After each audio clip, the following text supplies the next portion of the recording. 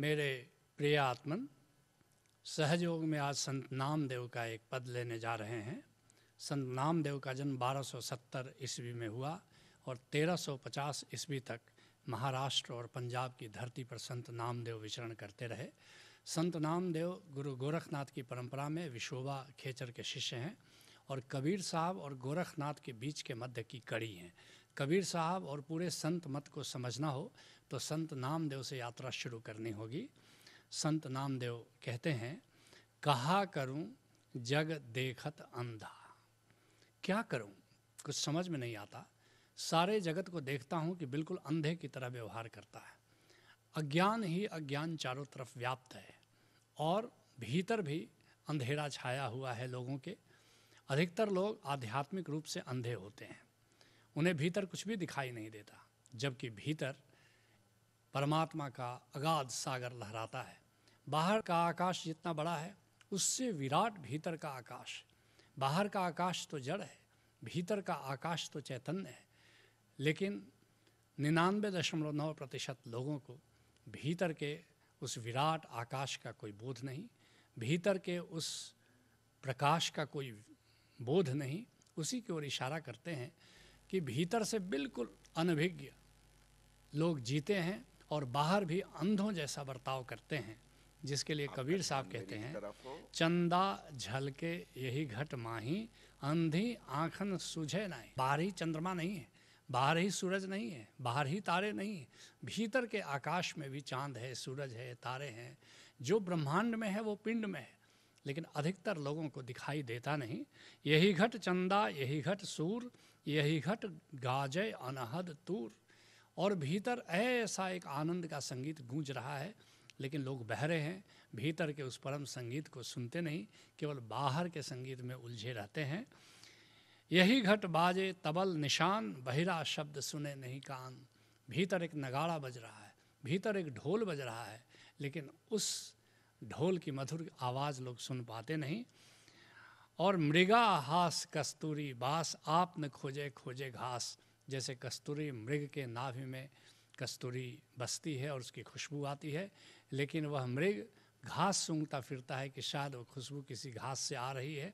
ऐसे ही आनंद का झरना भीतर है, आनंद का स्रोत भीतर है, लेकिन आदमी आनंद की तलाश बाहर करता है और बाहर भ्रमित रहता है। कहते हैं नामदेव, तजी आनंद विचारे धंधा। एक अद्भुत बात है कि लोग आनंद की तलाश करते हैं, तजी आनंद विचारे धंधा, और उसके लिए धंधा करते हैं, उसके लिए धनोपार्जन करते हैं, सुख सुविधाएं जुटाते हैं और फिर धन ही साध्य हो जाता है। सुख सुविधाएं, सुख सामग्री को जुटाना ही साध्य हो जाता है। और ज़िंदगी भर का तजुर्बा है कि कभी भी बाहर से आनंद किसी को मिला नहीं, कभी भी किसी सुख सामग्री को जुटाने से सुख मिला नहीं, लेकिन फिर भी लोग धन को साध्य बना लेते हैं। जबकि धन साधन है, थोड़ी सुख सुविधा मिल जाती है। साधन की तरह अगर धन का प्रयोग करो, धन का उपयोग करो तो कोई हानि नहीं है, लेकिन धन कमाना ही अगर तुम्हारा साध्य बन जाता है तो ज़िंदगी की दिशा गलत हो जाती है। तजी आनंद विचारे धंधा। और आनंद और सुख को छोड़ करके लोग धंधे में लगे रहते हैं, चिंता ले लेते हैं। कहते हैं इसी बात को गुलाल साहब बड़े प्यारे अंदाज में, कर्मन सहज नाम व्यापार, छोड़ी सकल व्यवहार। एक ही काम करने लायक है, अर्जन ही करना है तो नाम का अर्जन करो, धन ही कमाना है तो नाम का धन अर्जित करो, पूंजी ही कमानी है तो नाम की पूंजी अर्जित करो। छोड़ी सकल व्यवहार। और दुनियादारी में जो इतना तुम रचे बसे हो, दुनियादारी में जो इतना रस ले रहे हो, उसे छोड़ करके अगर नाम में रस लेना शुरू करो तो आनंद का खजाना तुम्हारे भीतर ही विद्यमान है। निस्बासर दिन रैन ढाहत है। गुलाल साहब कहते हैं कि एक अद्भुत बात है, तुम्हारी कामनाओं का महल ढहा जा रहा है, कोई कामना तुम्हारी बच पाती नहीं, कोई पूंजी तुम्हारी रह पाती नहीं। रोज़ महल खंडहर हो रहा है, लेकिन फिर भी तुम नए नए महल आकांक्षाओं के, कामनाओं के, तृष्णाओं के खड़े कर रहे हो। नए का न धरत करार, लेकिन फिर भी तुम्हारे मन में शुभ संकल्प का उदय नहीं होता, फिर भी तुम्हारे मन में कुछ नाम की पूंजी कमाने का भाव पैदा नहीं होता। और धंधा धोख रहत लपटानो। ऐसे ही जगत के धंधे में एक धोखे में, एक भ्रम में जिए चले जाते हो। भ्रमत फिरत संसार, और संसार में इसी गफलत में, इसी भ्रम में तुम जिंदगी बिता देते हो। कहते हैं संत नामदेव, पाहन आगे देव कटीला। ये अंधापन नहीं तो क्या है कि लोग मूर्ति के सामने, काली के सामने और जानवरों की बलि दे रहे हैं, पशुओं की बलि दे रहे हैं, पशुओं को कुर्बानी दे रहे हैं। जिसके लिए पलटू साहब कहते हैं, मुसलमान के जिबह हिंदू के भौं झटका। और मुसलमान उसका जिबह कर रहे हैं और कलमा पढ़ रहे हैं और सोचते हैं कि बड़ा पुण्य कार्य कर रहे हैं। ऐसे ही हिंदू काली के नाम पर, बलि के नाम पर उसको झटका से मार रहे हैं। और खाई दोनों मुर्दार फिरत है, दूनियू भटका। और भोजन अपने करना है और उसके लिए देवता देवी का बहाना बना लेते हैं, उसके लिए कुर्बानी का बहाना बना लेते हैं। ये दोनों भटके हुए, हिंदू भी भटका हुआ है, मुसलमान भी भटका हुआ है। कहते हैं संत नामदेव, वाको प्राण नहीं और वाकी पूज रचीला। एक अद्भुत खेल चल रहा है, जानवरों की बलि दी जा रही है, उसका प्राण लिया जा रहा है और उनके लिए पूजा चल रही है। एक का प्राण जा रहा है और दूसरे के लिए पूजा चल रही है। ये अंधापन नहीं तो क्या है। कहते हैं संत नामदेव, निर्जीव आगे सरजीव मार। ये मूर्खता देखो, ये मूर्खता देखो, ये अंधापन देखो, ये बहरापन देखो। एक निर्जीव के सामने, एक पत्थर के सामने, और तुम एक सजीव की बलि दे रहे हो, एक सजीव का प्राण ले रहे हो। जिसके लिए कबीर साहब कह रहे हैं, हिंदू की दया मेहर तुर्कन की, अब दोनों घर से भागी। न हिंदू को दया रह गई है, न मुसलमानों को मेहर रह गई है। हिंदू की दया मेहर तुर्कन की, दोनों घर से भागी। वह करे जिबह वे झटका मारे, आग दो घर लागी। दोनों के यहाँ आग लगी हुई है। और मूर्खता और मूढ़ता देखना हो तो देख लो लोगों को कैसी मूढ़ता और मूर्खता में पड़े हुए हैं। कहते हैं संत नामदेव, देखत जन्म आपनो हार। ऐसे ही देखते देखते जिंदगी की बाजी लोग हार रहे हैं। और जब मृत्यु आती है तब पता चलता है कि तुमने ज़िंदगी को कैसे जिया है। उस समय तुम्हें पता चलता है कि जो ज़िंदगी भर तुमने कैसी मूर्खता की और कैसी मूर्खता में सारा जीवन गंवा दिया, और अब रोते बिलखते इस संसार से तुम जा रहे हो। कहते हैं संत नामदेव, आंगन देव पिछौ करी पूजा। हद ही हो गया, आंगन में देवता विद्यमान है और तुम पिछवाड़े में पूजा जा कर के कर रहे हो।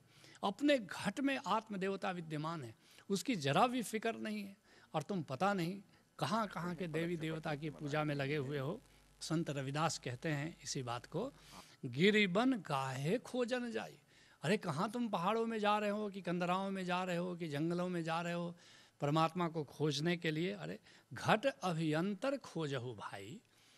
अगर तुमको मिलेगा कहीं तो तुम्हारे घट के भीतर ही मिलेगा। ऐसा नहीं कि पहाड़ों और जंगलों और नदियों में परमात्मा नहीं है, लेकिन जिसने भी पाया परमात्मा को उसने अपने घट के भीतर ही पाया। और तुम भी कभी अगर परमात्मा को पाओगे तो अपने घट के भीतर ही पाओगे। पुहुप मधे ज्यों बास बसत है, त्यों सब घट रम ही रघुराई। जैसे फूलों में खुशबू है, ऐसे ही हर व्यक्ति के अपने घट में ही परमात्मा की सुबास है, परमात्मा का वास है। कहते हैं संत नामदेव, पाहन पूज भय नर दूजा। एक बात तो साफ है कि अगर तुम परमात्मा की पूजा कर रहे हो तो तुम परमात्मा से अलग हो। परमात्मा अगर पूज्य है तो पुजारी तो उससे अलग हो जाता है। एक द्वैत भाव तो पैदा हो रहा है, एक द्वंद्व तो पैदा हो रहा है। जबकि सारे संत कह रहे हैं कि प्राणियों में ही परमात्मा का निवास है। जिसके लिए हज़रत मोहम्मद साहब भी कहते हैं, ला इलाह इल अल्लाह। नहीं है प्राणी परमात्मा से भिन्न। लेकिन अगर तुम अपने से अलग किसी की पूजा कर रहे हो तो निश्चित रूप से तुम्हारे भीतर एक द्वैत, एक खंड तो पैदा हो रहा है। तो निश्चित रूप से अपने भीतर ही उस गोविंद को जानना असली पूजा है। गुरु नानक देव जी एक बड़ी प्यारी बात कहते हैं कि पूजा कीजिए नाम धियावे, बिन नामे पूज न होई। जिसके लिए पलटू साहब कहते हैं, पूरन ब्रह्म रहे तो ही में क्यों तू फिरे उदासी। अरे वो पूरन ब्रह्म, वह परमात्मा तुम्हारे भीतर ही विद्यमान है, फिर भी तुम उदास निराश उसको बाहर खोजते हो। पलटू दास उलट के ताके, तू ही है अविनाशी। तुम जरा सा दृष्टि को भीतर ले जाओ, जरा पलटू दास हो जाओ और देखोगे कि तुम्हारे भीतर ही वह अविनाशी, वह अविगत, वह ज्ञेय, वह परमात्मा, वह गोविंद तुम्हारे भीतर ही विद्यमान है। जरा दृष्टि को भीतर पलटने की बात है। कहते हैं संत नामदेव, नामदेव कहे सुनो रे धगड़ा। धगड़ा मूर्ख को कहते हैं, कहते हैं अरे मूर्खो सुनो, अरे मूढ़ो सुनो। जिसके लिए सूरदास कहते हैं, रे मन मूर्ख जन्म गंवायो, सूरदास हरि नाम भजन बिन सिर धुनि धुनि पछतायो। बस नाम का भजन नहीं किया, नाम को जाना नहीं, नाम का सुमिरन नहीं किया, और ऐसे ही पूजा के नाम पर, आराधना के नाम पर तुम पता नहीं क्या क्या करते रहे। कहते हैं संत नामदेव, आत्म देव न पूजो दगड़ा। दगड़ा पत्थर को कहते हैं कि तुम आत्म देवता की पूजा नहीं करते, तुम पत्थर की पूजा करते हो, और ऐसे ही ऐसी अपनी ज़िंदगी को गंवा देते हो। जिसके लिए कबीर साहब कहते हैं, मन्ना रंगाए रंगाए जोगी कपड़ा, आसन मार मंदिर में बैठे, ब्रह्मचारी पूजन लागे पथरा। और बड़ी गंभीरता से लोग बैठे हुए हैं और आत्म देवता की पूजा नहीं करते, और पत्थर को पूजने में अपनी ज़िंदगी लुटा देते हैं, ज़िंदगी गंवा देते हैं। किसी कामिल मुर्शिद से जुड़ो, उससे नाम के रहस्य को जानो, नाम की पूजा करो, नाम की अर्चना करो, नाम की आराधना करो, नाम का सिमरन करो, नाम की समाधि में जियो। यही सहज योग है। हरि ओम तत्सत।